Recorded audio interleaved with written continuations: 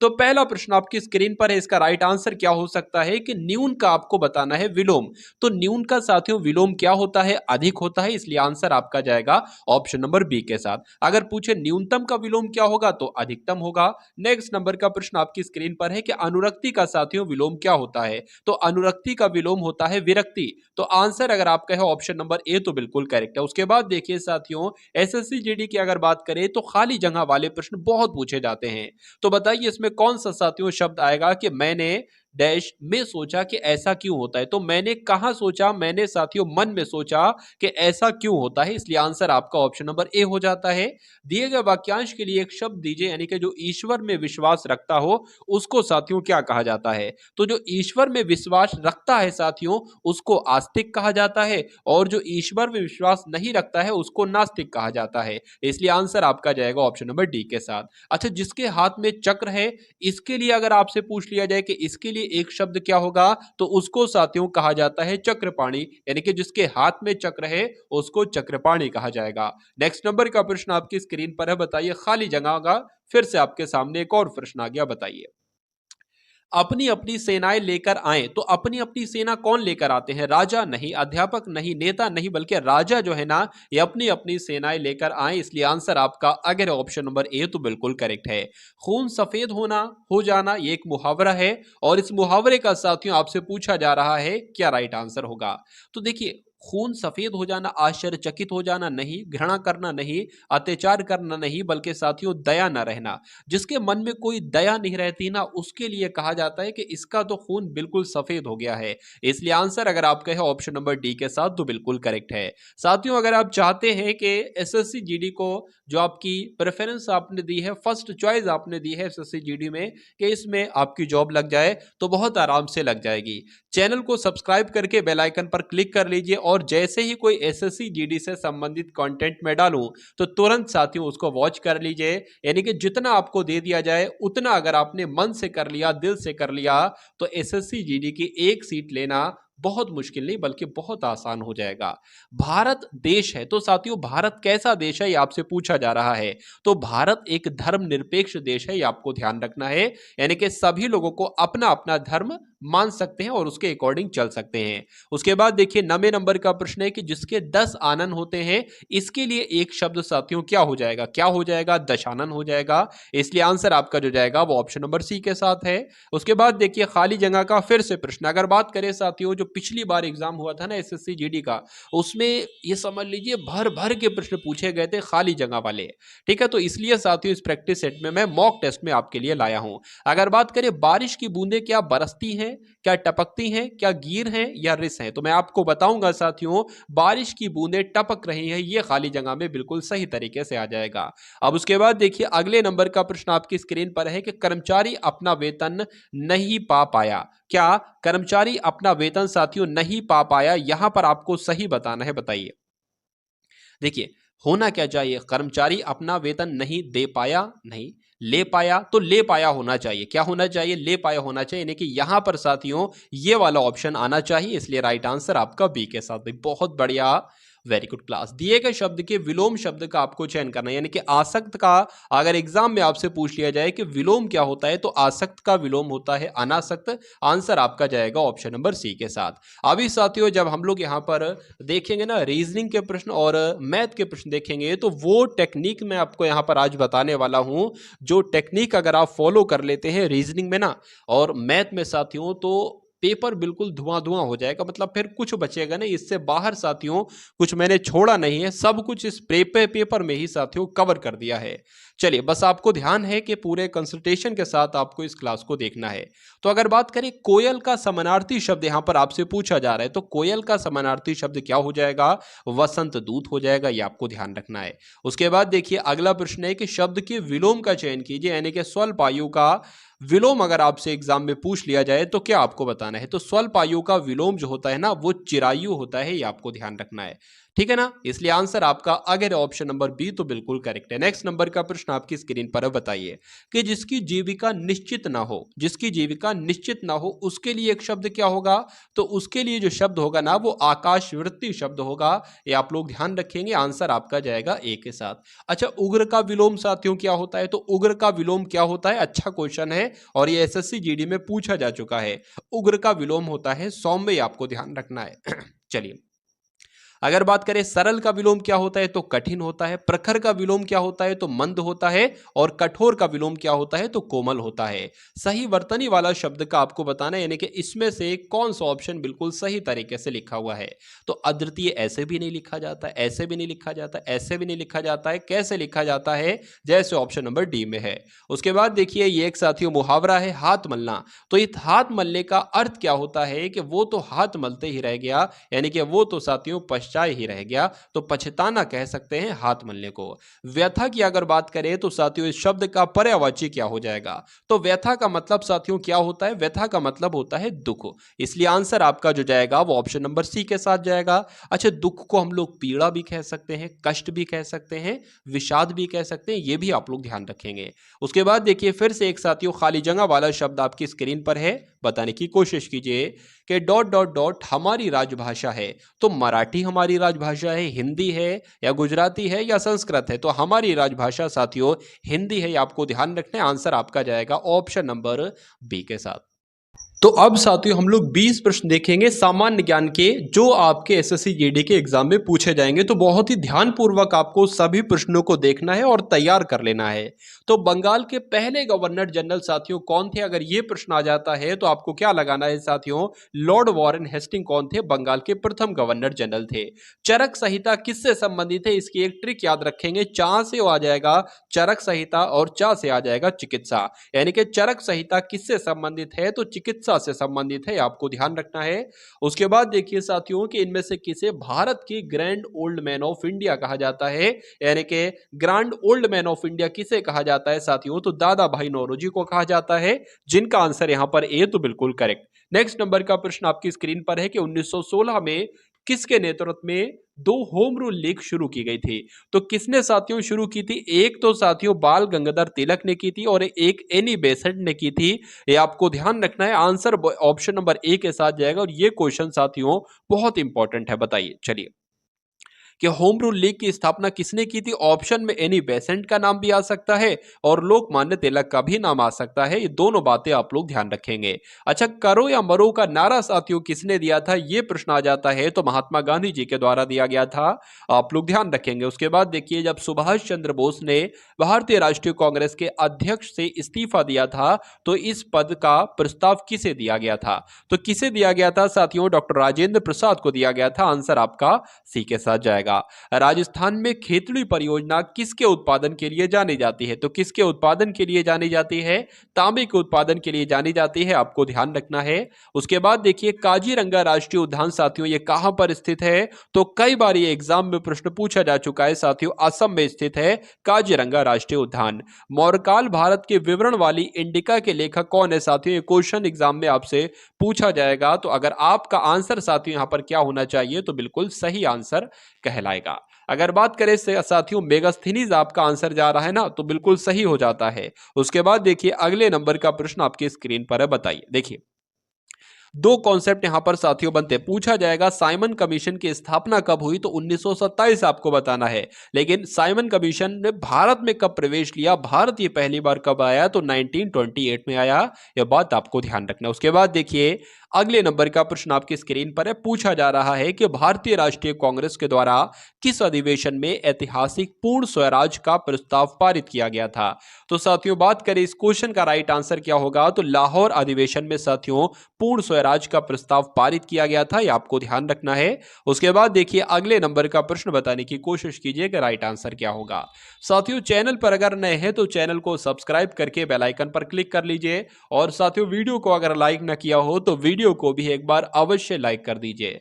और अगर आप चाहते हैं कि एसएससी जीडी में सिलेक्शन, तो टारगेट सिलेक्शन आपका सिलेक्शन बहुत आराम से करवा डालेगा एसएससी जीडी में। कम से कम जो पहली पोस्ट आपने दी है ना, वहां तक तो आपको पहुंचा ही दिया जाएगा। मैं बहुत ज्यादा साथियों नहीं पढ़ाता हूं, मैं बहुत कम पढ़ाता हूं, लेकिन जो पढ़ाता हूं वो सिलेक्टेड चीज पढ़ाता हूं, चुनिंदा चीजें पढ़ाता हूं, और वही चुनिंदा चीजें एग्जाम में देखने को मिल जाती। बहुत ज्यादा पढ़ाना अपनी आदत नहीं है, और इतना समय भी नहीं है कि बहुत ज्यादा पढ़ाकर आपका टाइम खराब किया जाए। तो मेरी वीडियो में भी आप देखेंगे, मेरी वीडियो बहुत लंबी नहीं होती है, छोटी वीडियो आपको मिलेगी, ज्यादा से ज्यादा कंटेंट आपको मिलेगा।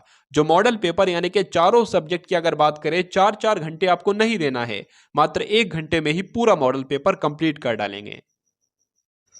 चलिए, तो नागार्जुन सागर बांध साथियों अगर बात करें तो ये कौन सी नदी पर है, ये प्रश्न आपसे पूछा जाता है, तो कृष्णा नदी पर है, आप लोग ध्यान रखेंगे। माउंट एवरेस्ट पर प्रथम बार चढ़ाई किस वर्ष की गई थी? तो सबसे पहले साथियों माउंट एवरेस्ट की अगर बात करें, चढ़ाई कब की गई थी? 1953 में की गई थी, ये आप लोग ध्यान रखेंगे। भरतपुर में स्थित, अच्छा भरतपुर कहाँ है? तो राजस्थान में है।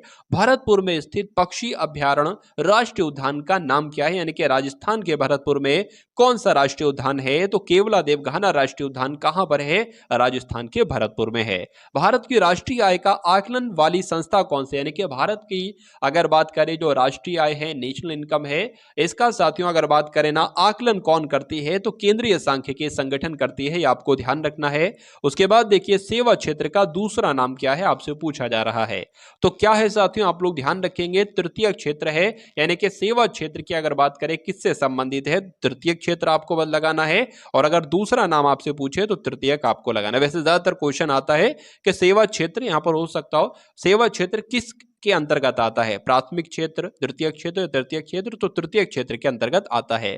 भारत में श्वेत क्रांति के जनक के रूप में साथियों किसे जाना जाता है? अगर ये क्वेश्चन आपके एग्जाम में आ जाए तो वर्गीज कुरियन आपको लगाना है। आंसर आपका जाएगा ऑप्शन नंबर बी के साथ। उसके बाद देखिए भारतीय संविधान का कौन सा अनुच्छेद राज्य सरकारों को ग्राम पंचायतों के आयोजन के लिए निर्देशित करता है? यानी कि संविधान का कौन सा अनुच्छेद ग्राम पंचायतों से संबंधित है? तो अनुच्छेद 40 आपको लगाना है। उसके बाद देखिए प्रतिरोध की एसआई इकाई क्या है, आपसे पूछी जा रही, एसआई यूनिट आपसे पूछी जा रही है, तो बताने की कोशिश कीजिए, बताइए। साथियों अभी जब मैं आपको मैथ के वो कॉन्सेप्ट बताऊंगा, देखिए मैथ में हम लोग पढ़ेंगे मैथ के क्वेश्चंस और रीजनिंग के क्वेश्चंस, ठीक है ना? और वही साथियों क्वेश्चंस पढ़ेंगे जो एग्जाम में आपसे पूछे जाएंगे, यानी कि बहुत ज्यादा चांसेस है डिक्टो वही क्वेश्चंस आपको देखने को मिल सकते हैं। तो आंसर की अगर बात करें साथियों, प्रतिरोध का एसआई इकाई क्या है? तो ओम आप लोग ध्यान रखेंगे, आंसर आपका जाएगा ऑप्शन नंबर बी के साथ। उसके बाद देखिए नींबू का खट्टा स्वाद इनमें से किसकी उपस्थिति के कारण होता है? अगर ये एग्जाम में प्रश्न आ जाए तो साइट्रिक एसिड आपको लगाना है, यानी कि साइट्रिक अम्ल इसका राइट आंसर हो जाता है। आंसर आपका जाएगा ऑप्शन नंबर ए के साथ। तो अब साथियों यहाँ पर हम लोग प्रश्न देखेंगे रीजनिंग के, यानी कि रीजनिंग के प्रश्न अब आपकी स्क्रीन पर से आएंगे, और बहुत ही इंपॉर्टेंट क्वेश्चंस हम लोग देखेंगे जो इस बार के पेपर में आपको साथियों दिखने वाले हैं। तो देखिएगा साथियों, बहुत आसान तरीके से मैं आपको रीजनिंग को यहाँ पर समझाने वाला हूँ। यहाँ पर साथियों प्रश्न आपके एग्जाम में जो पूछा जाएगा ना, वो ऐसे पूछा जाएगा कि मनुष्य का संबंध अगर चलने से है तो मछली का संबंध क्या है? देखिए भाई, मनुष्य क्या करता है? चलता है।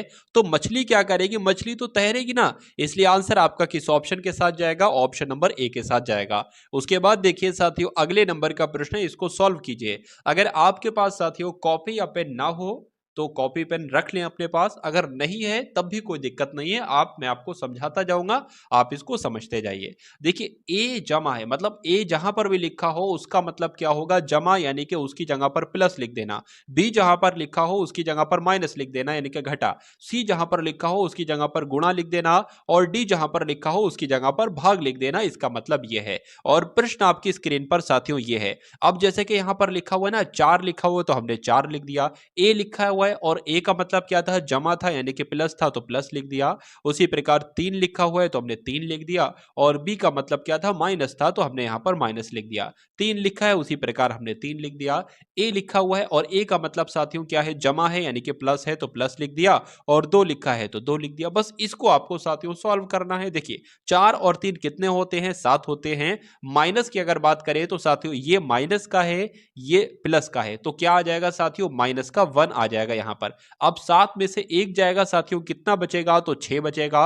और 6 कौन से ऑप्शन में है साथियों? तो ऑप्शन नंबर सी में है। तो अगर आपका आंसर यहां पर साथियों है ऑप्शन नंबर सी के साथ, तो बिल्कुल करेक्ट भाई, बहुत बढ़िया, वेरी गुड क्लास। चलिए अब उसके बाद देखिए साथियों, अगले नंबर का प्रश्न आपकी स्क्रीन पर है, आपसे पूछा जा रहा है। यहां पर भी साथियों उसी प्रकार का प्रश्न देखिए जैसे पहले हम लोगों ने देखा था।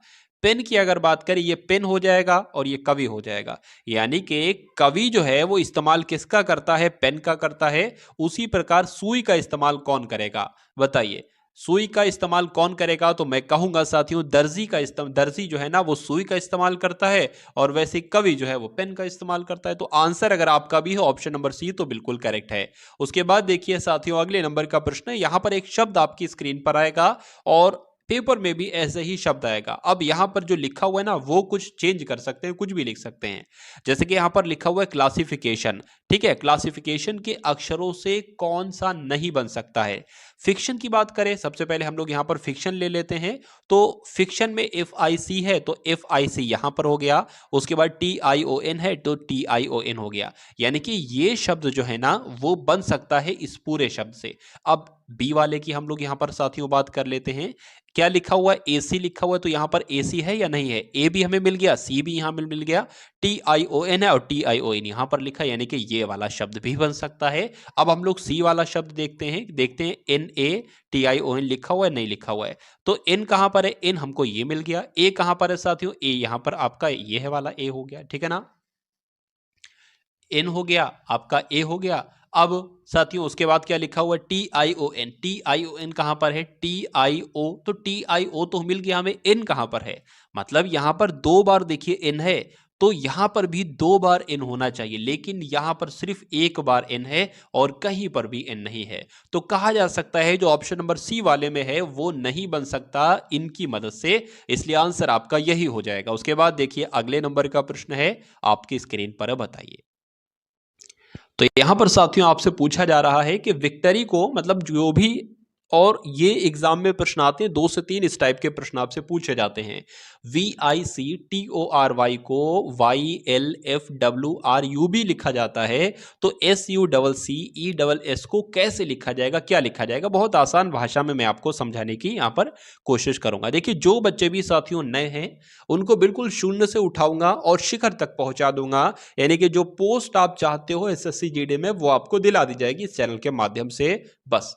और अगर बात करें साथियों आपकी तैयारी थोड़ी बहुत ठीक ठाक है, ठीक है, तो भी आपको यहां से बहुत कुछ सीखने को मिलेगा और आप अपनी तैयारी आंक सकते हो कि कितनी आपकी तैयारी हो गई। ये प्रश्न लगाकर देखिए, सही लेवल के क्वेश्चंस हैं, ठीक है ना। तो देखिएगा और कितना स्कोर आपका बनता है। तो कुल मिला के 45वें नंबर की अगर बात करते हैं, तो देखिए रीजनिंग की अगर बात करें ना, मैं आपको हर बार बताता हूं जब भी रीजनिंग करने बैठो ना, तो आपको एक चीज आना चाहिए कि ए की पोजीशन 1 होती है, बी की पोजीशन 2 होती है, उसी प्रकार साथियों वाई की पोजीशन क्या होती है? 25 होती है, और जेड की पोजीशन 26 होती है। मतलब ए से लेकर जेड तक आपको सारी पोजीशंस याद हैं, तो आधी रीजनिंग आप ऐसे ही कर ले जाओगे। तो उसी से संबंधित ये प्रश्न है। जैसे कि बात करें वी की पोजीशन क्या होती है? 22 होती है, मुझे तो ऐसा ही याद है। आई की पोजीशन 9 होती है, तो 9 मैंने लिख ली। सी की पोजीशन 3 होती है, टी की पोजीशन 20 होती है, ओ की पोजीशन 15 होती है, आर की पोजीशन 18 होती है, और साथियों वाई की पोजीशन 25 होती है।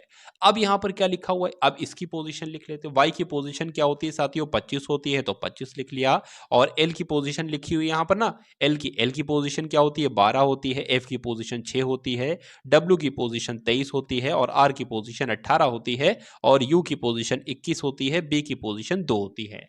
तो अब इसमें और इसमें कितना डिफरेंस है? 22 में 25 में 3 का डिफरेंस है। देखिए 3 बढ़ा है ना, 9 में 12 में 3 बढ़ा गया है, यहां पर भी 3 बढ़ा दिया गया, 20 से 23 हो गया 3 बढ़ा दिया, 15 से 18 में 3 बढ़ा दिया गया, 18 में 21 में 3 बढ़ा दिया। मतलब जो यहां पर रूल लगा हुआ है वही, मतलब जो इन दोनों में रूल लगा हुआ है वही रूल इसमें लगेगा। सब में 3 बढ़ाना है। जैसे कि अगर बात करें ना साथियों, इसकी पोजीशन पहले मैं लिख देता हूं। जैसे कि एस जो होता है वो 19 पर होता है, यू आपका 21 पर होता है, सी 3 पर होता है, और ई आपका 5 पर होता है, एस आपका 19 पर होता है, एस आपका 19 पर होता है। इसमें कुछ नहीं, 3 बढ़ा देना है।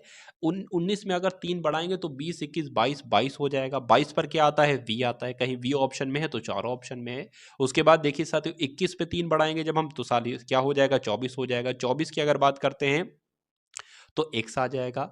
अगर 3 की बात करें तो यहाँ पर 6 आ जाएगा, यहाँ पर भी 6 आ जाएगा, और 6 पर क्या होता है साथियों, 6 पर आपका क्या होता है, डी ई एफ, ठीक है, f हो जाएगा आपका, f यहाँ पर भी हो जाएगा, f यहाँ पर भी हो जाएगा। यहाँ पर साथियों 5 में 3 जोड़ेंगे 8 हो जाएगा, 19 में 3 जोड़ेंगे आपका 22 हो जाएगा, और यहाँ पर भी साथियों 22 हो जाएगा। मतलब 8 की अगर बात करें तो 8 पर h आता है, 22 पर v आता है, 22 पर v आता है। तो साथियों ऐसा कौन से ऑप्शन में आपको नजर आ रहा है, तो मैं कह सकता हूं साथियों ऐसा कौन से ऑप्शन में नजर आ रहा है, बताइए। एक दिक्कत बस मुझे लग रही है साथियों, बस एक दिक्कत यहां पर मुझे लग रही है कि यहां पर कोई ऑप्शन सही नहीं है। हो सकता हो साथियों टाइपिंग मिस्टेक हो गई, लेकिन आंसर आपका जो जाएगा ना, वो जो मैंने लिखा है वो ये आंसर होगा। ठीक है साथियों, जो मैंने वहां पर बताया था प्रश्न का उत्तर वही होगा, आप एक बार उसको अपने तरीके से भी लगाकर देख लेना। तो कुल मिला के अगर बात करें 46वें नंबर के प्रश्न के उत्तर की, देखिए p बराबर क्या है, 6 है, ठीक है, j बराबर 4 है, l बराबर 8 है, और m बराबर 24 है। तो कौन सा नंबर प्रश्न चिन्ह का स्थान लेगा, यानी कि यहां पर साथियों कौन सा नंबर आ जाएगा। ठीक है, यहां पर साथियों लिखा हुआ m, तो m की जगह पर क्या है, m की वैल्यू क्या है, 24 है, तो साथियों हम लोग यहां पर 24 रख देंगे। गुणा लिखा हुआ है तो गुणा हमने यहां पर लगा दी। j की वैल्यू साथियों क्या है, आप लोग देख सकते हैं j की वैल्यू क्या है साथियों, j की वैल्यू है 4, ठीक है भाई साहब। तो j की वैल्यू हमने कितने रख दी, 4 रख दी। उसके बाद साथियों क्या है, अगर बात करें अनुपात यहां पर है, अनुपात नहीं है साथियों, यहां पर भाग होना चाहिए, क्या यहां पर भाग होना चाहिए, ये भाग हो गया। ठीक है, तो क्या आ जाएगा साथियों, भाग का निशान आ जाएगा। उसके बाद एल है, एल की वैल्यू क्या है, 8 है, और प्लस है साथियों जे की वैल्यू क्या है, 4 है। तो कुछ नहीं, इसको आपको सॉल्व करना है। तो अगर 24 चौक की अगर बात करते हैं, 4 चौक आपका 16 हो जाएगा, 4 दूना 8 96 हो जाएगा, यानी कि 24 चौक आपका कितना हो जाएगा। लेकिन सबसे पहले बोर्डमास वाला रूल आपने पढ़ा होगा, बिल्कुल पढ़ा होगा। तो सबसे पहले हम लोग भाग को सॉल्व करेंगे। अब 4 भाग 8 है, तो इसको हम किस प्रकार से लिख सकते हैं साथियों, 24 इंटू 4/8 बिल्कुल लिख सकते हैं, प्लस आपका 4 हो जाएगा। अब ये 8 एकम 8 हो जाएगा, और 8 तियां 24 हो जाएगा। अब 3 चौक आपका 12, 12 प्लस 4, ठीक है, 12 प्लस 4 आपका कितना हो जाएगा साथियों, 16 हो जाएगा, और यही आपका आंसर आ जाएगा, जो कि ऑप्शन नंबर बी में है। उसके बाद देखिए अगले नंबर का प्रश्न है कि यदि बीता परसों शनिवार था, यानी कि देखिए इस प्रकार के प्रश्न में सबसे पहले देख लीजिए कि आज कौन सा दिन है, ये आपका क्या हो जाएगा, आज हो जाएगा, आज, ठीक है, आज हो जाएगा। और बात यहां पर चल रही है बीते परसों की, अब ये क्या हो जाएगा, ये आपका कल हो जाएगा, गुजरा हुआ कल हो जाएगा, और ये आपका क्या हो जाएगा, ये आपका परसों हो जाएगा। इसी प्रकार से चलेंगे ना, तो कहा यह जा रहा है कि बीता हुआ परसों, यानी कि ये वाला दिन शनिवार था, यानी कि इस दिन कौन सा दिन था साथियों, शनिवार था, यहां पर हमने शनिवार लिख लिया। तो आने वाला परसों कौन सा दिन होगा, अब देखिए शनिवार था, अब इधर कौन सा दिन होगा, रविवार होगा, बिल्कुल रविवार होगा। आज कौन सा दिन होगा, आज सोमवार होगा। लेकिन इसमें यह कहा जा रहा है कि परसों कौन सा दिन होगा, यानी कि ये आपका हो गया कल, और ये आपका हो गया साथियों परसों। ठीक है, ये आपका क्या हो गया, ये आपका हो गया परसों। तो पूछा जा रहा है परसों कौन सा दिन होगा, तो जब आज सोमवार है, कल मंगलवार होगा, तो ये तो जाहिर सी बात है साथियों, आने वाले बुधवार को, आने वाले परसों को बुधवार होगा। और बुधवार कौन से ऑप्शन में है, तो ऑप्शन नंबर डी में, इसलिए आंसर आपका अगर है ऑप्शन नंबर डी के साथ, तो बिल्कुल करेक्ट भाई, बहुत बढ़िया, वेरी गुड क्लास। उसके बाद देखिए साथियों अगले नंबर का प्रश्न है कि आप रात को सिनेमा देखकर आ रहे हैं, कोई मूवी लगी थी, कोई मूवी देखकर वापस आ रहे हैं आप अपने घर पर, और अचानक आप देखते हैं कि कुछ गुंडे दो लड़कियों का पीछा कर रहे हैं। तो आपको उस कंडीशन में, उस स्थिति में साथियों क्या करना चाहिए। आप गुंडों से कहते हैं कि वहां से चले जाएं, या इसका नतीजा भुगतने को तैयार रहें, आप ऐसा कहेंगे। ठीक, आप अकेले हैं और गुंडे कई सारे होंगे। आप लड़कियों के साथ जाकर उन्हें घर तक छोड़ देते हैं, या आप आसपास के लोगों को इकट्ठा करते हैं ताकि गुंडों से छुटकारा पाया जाए, रात के अंधेरे में लोग नहीं मिलेंगे बहुत ज्यादा, आप चुपचाप देखते हुए निकल जाते हैं। तो साथियों सबसे बढ़िया इसका उत्तर जो यहां पर होना चाहिए, वो ऑप्शन नंबर बी के साथ जाना चाहिए, यानी कि आप लड़कियों के साथ जाएंगे और उनको घर तक छोड़ देंगे। ठीक है, क्यों, क्योंकि जब तक आप लड़कियों के साथ रहेंगे, मतलब कोई भी अगर रात है, कोई भी लड़की के साथ अगर कोई लड़का है, तो गुंडे भी बचते हैं, मतलब कुछ नहीं करते हैं। लेकिन अगर गलती से अगर कोई अकेली जाती है, तो उसको छेड़खानी उसके साथ करते हैं। तो कुल मिला के जो ऑप्शन नंबर बी वाला आंसर है, ये आपका आंसर होगा। और अगर ऐसी कंडीशन आपके सामने आ जाए, तो यही आपको साथियों करना है, वहां पर आपको हीरो नहीं बनना है, क्योंकि रात का समय है, गुंडे कई सारे हैं, आप अकेले हैं। अगर आप फाइटर हैं तो वो अलग बात है। चलिए, खाली स्थान को भरिए। एक ऐसा प्रश्न आपकी स्क्रीन पर आएगा पेपर में, आपको बताना है। यानी कि सबसे पहले सीके है, उसके बाद जेएफ आ गया, उसके बाद जीटी आ गया, तो उसके बाद यहां पर साथियों कौन सा ऑप्शन आएगा, ए बी सी या डी, इस प्रकार से होगा। सबसे पहले अगर बात करें लेटर पोजीशन की, तो सी जो होता है ना वो तीसरे नंबर पर होता है, उसी प्रकार के जो होता है 11 नंबर पर होता है। अगर बात करें साथियों जे 10 नंबर पर होता है, और एफ आपका कितने पर होता है, 6 पर होता है। उसी प्रकार जी आपका जो होता है ना साथियों ये 7 पर होता है, और टी आपका 20 पर होता है। तो यहां पर आपसे पूछा जा रहा है कौन कौन से नंबर आएंगे। देखिए 3 से ये क्या हो गया, 10 हो गया, यानी कि 7 हमने यहां पर बढ़ाया। 11 से साथियों क्या हो गया, 11 से यहां पर तो माइनस हुआ है, कितना माइनस हुआ है, 5 माइनस हुआ है। अब यहां पर भी हम लोग यही करेंगे साथियों, 7 में 7 प्लस करेंगे तो कितना हो जाएगा साथियों, 14 हो जाएगा। कितना हो जाएगा, 14 हो जाएगा। यहां पर माइनस किया था तो यहां पर माइनस करेंगे, कितना माइनस करेंगे, 5 माइनस करेंगे तो 15 हो जाएगा। अब 14 पर होता है एन और 15 पर होता है ओ, इसलिए आंसर आपका जो जाएगा वो एन ओ के साथ जाएगा। और एन ओ कौन से ऑप्शन में, ऑप्शन नंबर डी वाले में। बहुत बढ़िया, वेरी गुड क्लास। उसके बाद देखिए अगले नंबर का प्रश्न आपकी स्क्रीन पर है, बताइए। बहुत अच्छा क्वेश्चन है, ये भी बढ़िया लेवल का है। एक श्रृंखला, एक सीरीज आपके एग्जाम में दी जाएगी, उसमें कोई भी नंबर हो सकते हैं। 5 है यहाँ पर, फिर उसके बाद 41 कैसे आया, फिर उसके बाद 149 कैसे आया, फिर उसके बाद 329 कैसे आया, और फिर यहाँ पर जो नंबर आएगा वो आपको बताना है कौन सा होगा। Option number A B C या डी होगा। सबसे पहले इसकी साथियों टेक्निक को समझने की कोशिश करते हैं कि ये 5 से 41 कैसे हुआ। यहाँ पर हम लोग सबसे पहले लिख लेते हैं 5, 41, 149, उसके बाद 329। तो अगर बात करें साथियों 5 से जो 41 हुआ है, मेरे हिसाब से यहां पर 36 बढ़ा है। अगर मैं सही हूं तो बिल्कुल सही हूं, तो 36 यहां पर बढ़ा दिया। यहां पर भाई साहब कितना बढ़ेगा, लगभग लगभग मेरे हिसाब से 108 यहां पर बढ़ेगा। 108 बढ़ा दिया, तो यानी कि देखिए 5 में 36 जोड़ा तो 41 आ गया, 41 में 108 जोड़ा तो 149 हो गया। इस प्रकार के सवालों को सबसे पहले इसी प्रकार से करते हैं। 149 में साथियों कितना जोड़े कि 329 आ जाए, तो 180 जब जोड़ेंगे तो 329 आ जाएगा। तो यहां पर ऐसा क्या जोड़ें जो यहां पर का नंबर हमें साथियों प्राप्त हो जाए। देखिए अब ये 36 से 108 कैसे हुआ है, सबसे पहला सवाल। देखिए अगर यहां पर साथियों बात करें 36 की गुणा हम किससे कर दें, 36 की गुणा हम साथियों 3 से जब करेंगे ना, तो यहां पर हमें 108 प्राप्त होगा। ठीक है, अगर हम साथियों 36 की गुणा किससे करेंगे, 3 से करेंगे। देखिए 36 की गुणा यहां पर ऐसे कर सकते हैं, देखिए ऐसे कर सकते हैं, एक सेकेंड। ये जो 36 आया है, ये जो 36 आया है पहले वाला, एक सेकेंड, यहां पर क्या था, 180 था ना, 180 यहां पर हमने लिख लिया। ये मान लीजिए 36 गुणा 1, ठीक है, तो ये आ गया 36 गुणा 3, तो आपका क्या आ जाएगा, तो आपका 108 आ जाएगा। उसी प्रकार 36 गुणा 5 करोगे तो क्या आ जाएगा, तो 180 आ जाएगा। मतलब 36 गुणा 1 से करने पर ये आया, फिर 36 गुणा 3 से करने पर ये आया, 36 गुणा 5 से करने पर ये आया। ये आप समझ जाओगे जब थोड़ी बहुत प्रैक्टिस आपकी हो जाएगी। तो जाहिर सी बात है साथियों, यहां पर आपका कौन सा नंबर आ जाएगा, ये सबसे पहले अगर बात करें तो 36 की गुणा 1 से, 3 से, 5 से, जाहिर सी बात है 36 गुणा आप 7 से करेंगे। तो जब 36 की गुणा साथियों 7 से करेंगे तो यहां पर क्या आ जाएगा, 252 आ जाएगा। तो बस साथियों 329 में हमें 52 जोड़ना है, तो यहां पर साथियों क्या आ जाएगा, यहां पर आपका साथियों आ जाएगा 581। अब 581 आंसर है क्या, तो बिल्कुल करेक्ट आपका आंसर हो जाता है 581। अब उसके बाद देखिए साथियों, अब मैथ के क्वेश्चंस यहां पर आपके स्टार्ट हो चुके हैं। यानी कि 20 क्वेश्चन सबसे पहले हमने किया हिंदी के, 20 क्वेश्चन किए सामान्य ज्ञान के, उसके बाद 10 क्वेश्चन हमने किए रीजनिंग के, अब 10 क्वेश्चन हम लोग करेंगे मैथ के। इस प्रकार से पूरा मॉडल पेपर हम लोग देखेंगे। वैसे 20 क्वेश्चन मैथ के आएंगे, 20 क्वेश्चन रीजनिंग के आएंगे, लेकिन मेरा मानना है साथियों कम से कम समय में मैं आपको वो कंटेंट देना चाहता हूं कि जो आपके एग्जाम के लिए सफिशिएंट है। यानी कि जितना मैं पढ़ा दूं उतना आप पढ़ लो, तो एग्जाम आपका क्रैक बहुत आसानी से हो सकता है। देखिए अगर बात करें साथियों, एक चुनाव में 2 उम्मीदवार थे। भाई साहब हमने 2 उम्मीदवार ले लिए। मैथ को करने की बहुत अच्छी सी ट्रिक मैं आपको बताने वाला हूं। दो एक चुनाव हो रहा है, उसमें 2 उम्मीदवार हैं। मान लीजिए एक उम्मीदवार ये है और एक उम्मीदवार साथियों ये है। हारने वाले उम्मीदवार ने 41% मत प्राप्त किए, यानी कि मान लीजिए 41% इसने मत प्राप्त किए और ये हार गया। अब जाहिर सी बात है, देखिए 100% मत होंगे। अब हारने वाले उम्मीदवार को जब 41% मत मिले हैं, तो जाहिर सी बात है जीतने वाले को 59% मत मिले होंगे। बिल्कुल सही। आप कह रहे हैं कि वह 5580 मतों से पराजित हुआ, यानी कि ये 41 वाला जो है ना, ये कितने मतों से पराजित हुआ? ये 5580 मतों से पराजित हुआ। तो ये 5580 पता क्या है? ये इसका डिफरेंस है भाई साहब, ठीक है। और इसका डिफरेंस कितना है ये अगर आपकी समझ में आ जाए तो कोई दिक्कत ही नहीं।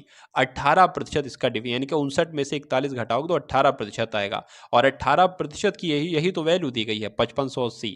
तो 5580 हमने यहाँ पर लिख लिया। अब इसको सॉल्व कर लेंगे साथियों, 18 हो जाएगा, ठीक है। देखिए भाग में प्रतिशत को हटाएंगे, भाग में 100 आ जाएगा, बिल्कुल आ जाएगा। तो ये 100 जो है ना साथियों कहाँ पर चला जाएगा? ये 80 में जुड़ जाएगा, 5580 में, ठीक है। अब क्रॉस यहाँ पर क्रॉस मल्टीप्लाई आ जाएगी, तो ये 18 कहाँ पर आ जाएगा? यहाँ पर आ जाएगा। अब इसको कट कर लेंगे, 18 कम 18 हो जाएगा, 18 तीन आपका 54 हो जाएगा, एक जाएगा, 18 कम 18 हो जाएगा, मतलब 31,000 यहाँ पर आपका आंसर जो है वो आ जाएगा, जो कि कौन से ऑप्शन में है? ऑप्शन नंबर ए वाले में है। उसके बाद देखिए अगले नंबर का प्रश्न आपकी स्क्रीन पर है, बताइए साथियों। अगले नंबर का प्रश्न है, पूछा जा रहा है कि एक राशि ए बी सी में 2:5:9 के अनुपात में बांटी गई है 2500 है। ये क्या साथियों 2500 यहाँ पर आ गया? यहाँ पर कुछ मिसिंग है, मैं आपको बता देता हूँ। देखिए यहाँ पर ए के अनुपात में बांटी गई है, उसके बाद यहाँ पर साथियों जो है ना वो मैं आपको बता रहा हूँ, ए का भाग यहाँ पर आना चाहिए। ए का भाग, ए का भाग कितना है? 2500 है। तो कुल राशि कितनी हुई? मतलब ए को यहां पर बता रहे हैं कि 2 मिला है, मान लो इसको ऐसे लिख सकते हैं 2x 5x 9x। तो कहा जा रहा है कि ए को जो मिला है भाग वो 2x मिला है, और बी को 5x मिला है, सी को 9x मिला है। मतलब ए को जो भाग मिला है वो 2x यहां पर बताया गया है, लेकिन यहां पर बताया गया कि ए का भाग 2500 है, तो हमें 2x की वैल्यू पता चल गई। अरे वाह!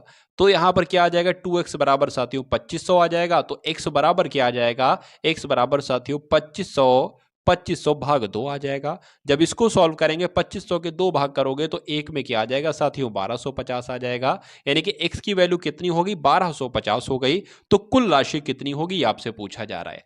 अब देखिए x की वैल्यू 1250 है, अब यहां पर कितने x है? 2x 5x 7x हो जाएगा, 7x और 9x आपका 16x हो जाएगा। तो साथियों अगर बात करें x की वैल्यू आपकी 1250 है, 16x की वैल्यू आपसे पूछी जा रही है, तो कितनी हो जाएगी साथियों? 1250 गुणा 16 हो जाएगी। तो इसकी 16 से गुणा करा लीजिए, 16 हमने यहां पर लिख दिया गुणा में। तो क्या हो जाएगा साथियों? 0 हो जाएगा, 6 पंजे 30 आपका हो जाएगा, ठीक है। उसके बाद 6 दूना 12 और 15 हो जाएगा साथियों, 7 यहाँ पर आ जाएगा। अब अगर बात करें साथियों यहाँ पर क्या आ जाएगा? यहाँ पर आपका 0 आ जाएगा, 5 आ जाएगा, 2 आ जाएगा और 1 आ जाएगा। इनका जोड़ की अगर बात करें तो 0 0 0 और ये आपका हो जाएगा फिर 0 और ये आपका हो जाएगा 2, यानी कि साथियों 20,000 आंसर आएगा क्या? तो बिल्कुल करेक्ट आपका आंसर है। और जिनका आंसर यहाँ पर ऑप्शन नंबर ए है तो बिल्कुल करेक्ट है।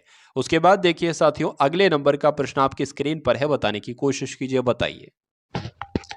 तो यहाँ पर साथियों कहा जा रहा है कि एक स्कूटर का मूल्य 50,000 है, ठीक है। एक स्कूटर उसका मूल्य कितना है? 50,000 है। हर वर्ष इसके मूल्य में 12% की कमी आती है।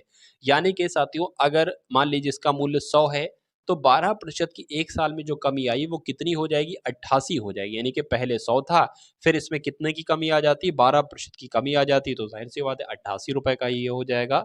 तो कुल मिला के अगर बात करें इसकी बात करें तो देखिए पहले वर्ष कितना था? 50,000 रुपए का था। अब इसमें 12% की कमी पहले वर्ष में आती है, तो कितने प्रतिशत हो जाएगा? इसको 88% इस प्रकार से लिखना पड़ेगा। 88% होता है। अब इसका अगली वर्ष क्या होता है? फिर 12% की कमी हो जाती है। इसमें लिखा है ना हर वर्ष इसके मूल्य में 2 वर्ष की कमी आती है, और 2 वर्ष बाद इसके मूल्य क्या हो जाएगा? तो पहले वर्ष में ये आ गया, दूसरे वर्ष में फिर 12% की कमी होगी, तो फिर इसका 88/100 आ जाएगा। ठीक है, तो अब कुछ नहीं, इसको आपको कैलकुलेट करना है। इन 2 ज़ीरो से ये 2 ज़ीरो कैंसिल, इन 2 ज़ीरो से ये 2 ज़ीरो कैंसिल। यानी कि अब आपको कैलकुलेशन जो साथियों कराना है वो 88 इंटू 88 इंटू 5 की कैलकुलेशन आपको कराना है। और जब इसकी कैलकुलेशन साथियों कराओगे तो आंसर आपका आपके सामने आ जाएगा, 37,208 आपका आंसर आ जाएगा। इसलिए आंसर अगर आपका ऑप्शन नंबर 2 जाना चाहिए तो बिल्कुल करेक्ट होगा। उसके बाद देखिए साथियों नेक्स्ट नंबर का प्रश्न आपकी स्क्रीन पर है, बताइए। चलिए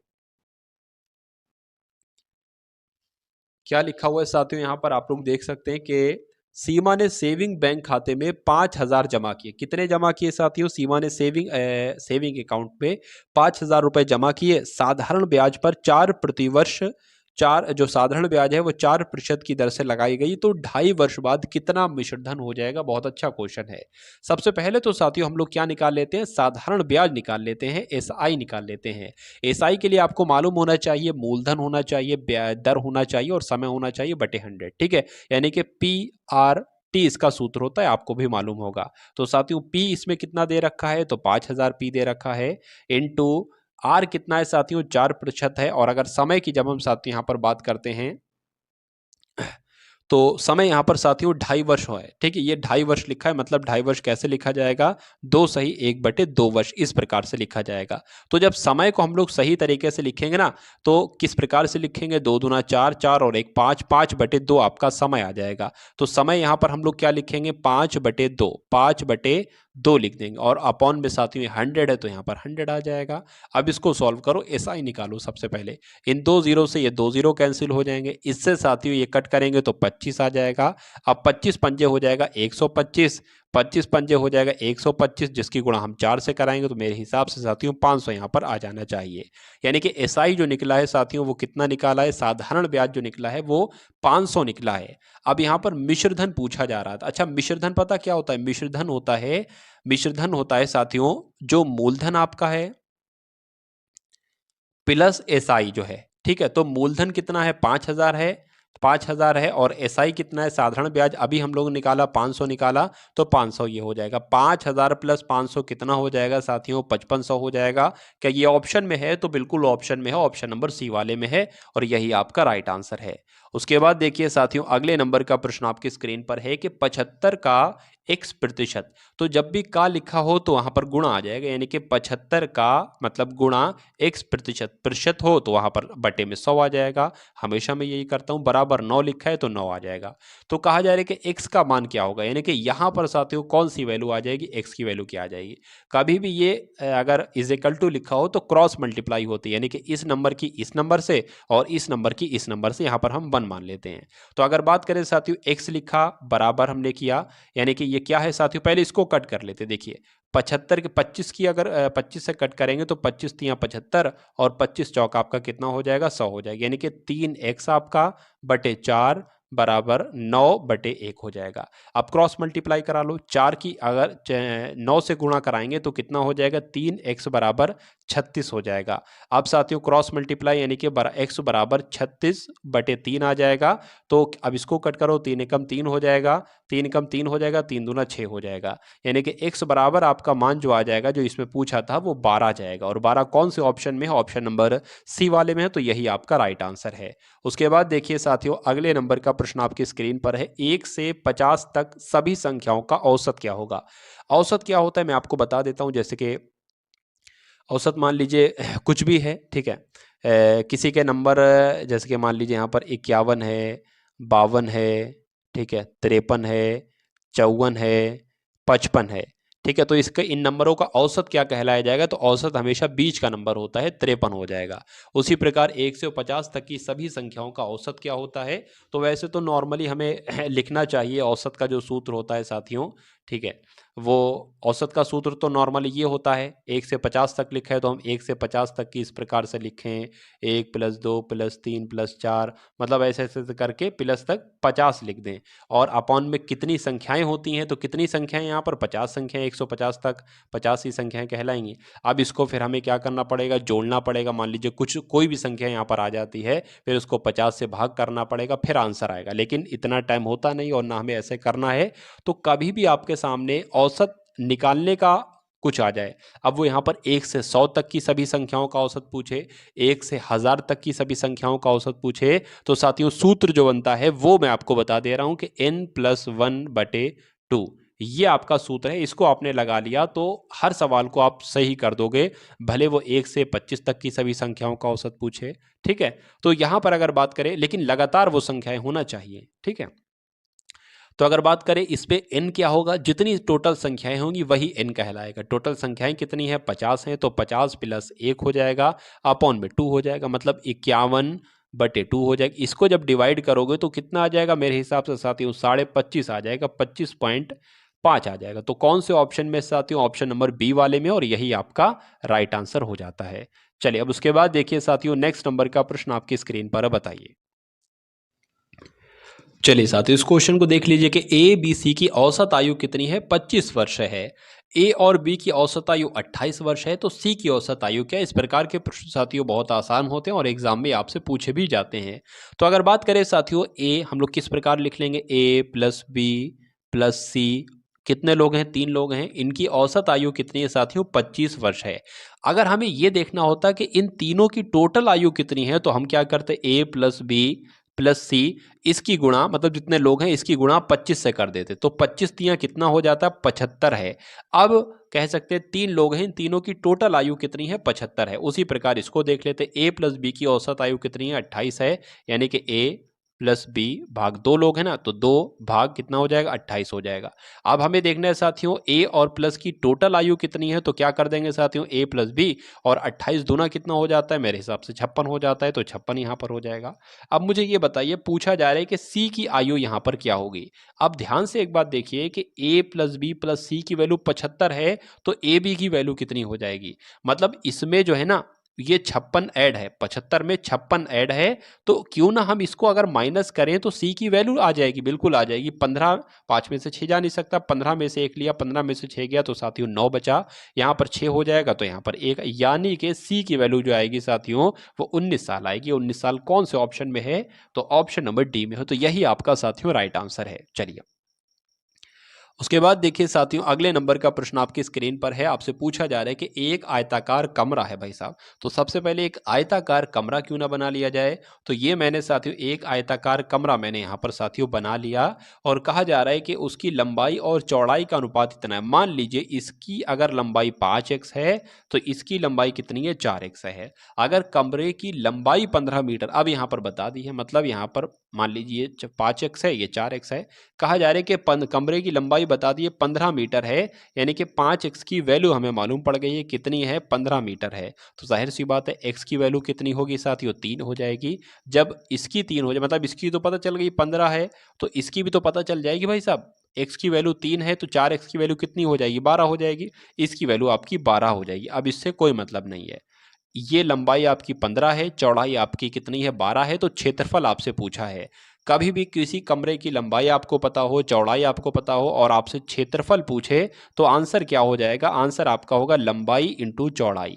तो लंबाई कितनी है भाई साहब? लंबाई है आपकी 15, चौड़ाई कितनी है? 12 है। जब 15 की 12 से गुणा करोगे तो 180 आ जाएगा, यानी कि दोनों का क्षेत्रफल साथियों 180 मीटर स्क्वायर हो जाएगा। आंसर आपका जाएगा बी के साथ में। बहुत बढ़िया, वेरी गुड क्लास। अब उसके बाद देखिए, दो संख्याओं का महत्तम समापवर्तक 16 है, उनका गुणनफल 6400 है, उनका लघुत्तम समापवर्तक क्या होगा?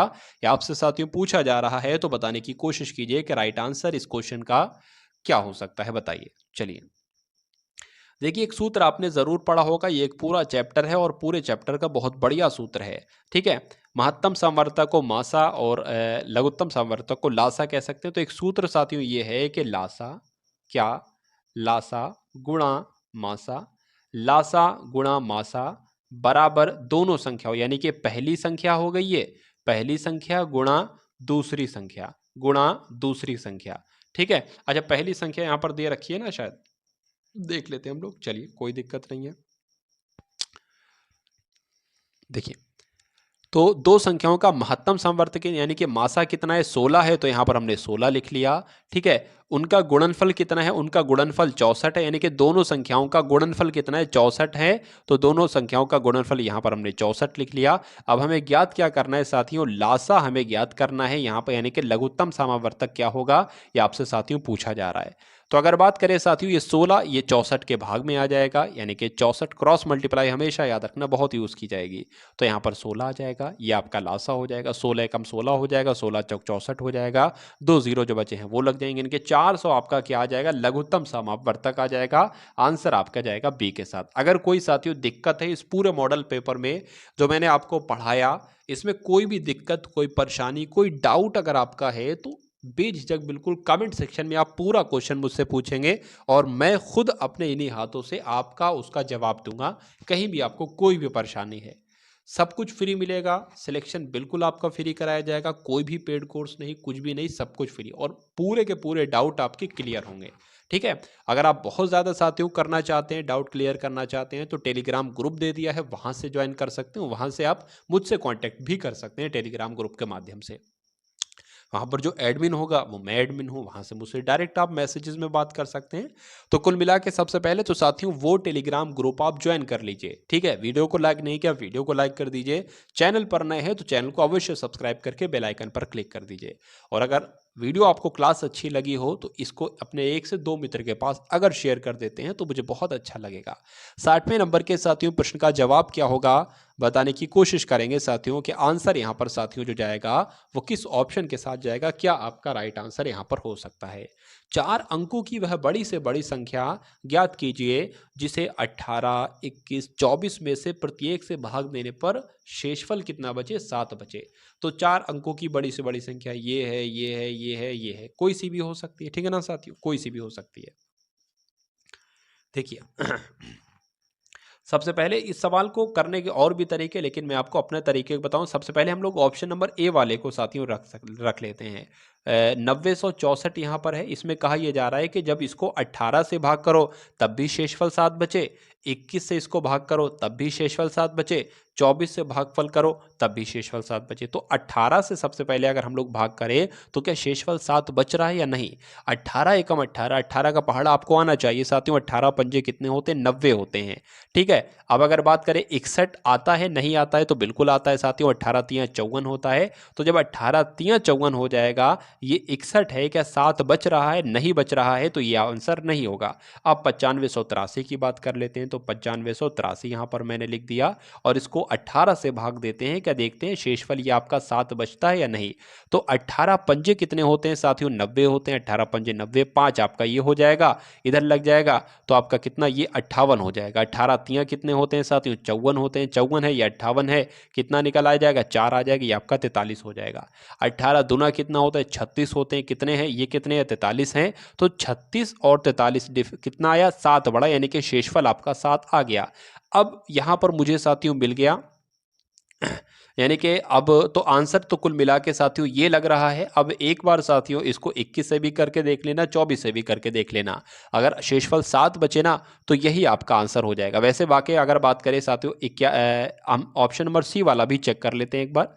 9621 इसको 18 से जब हम भाग करेंगे तो 18 पंजे कितना हो जाएगा, 90 हो जाएगा। 6 बचेगा, यानी कि साथियों ये 6200 हो जाएगा। कितना, 6200 हो जाएगा।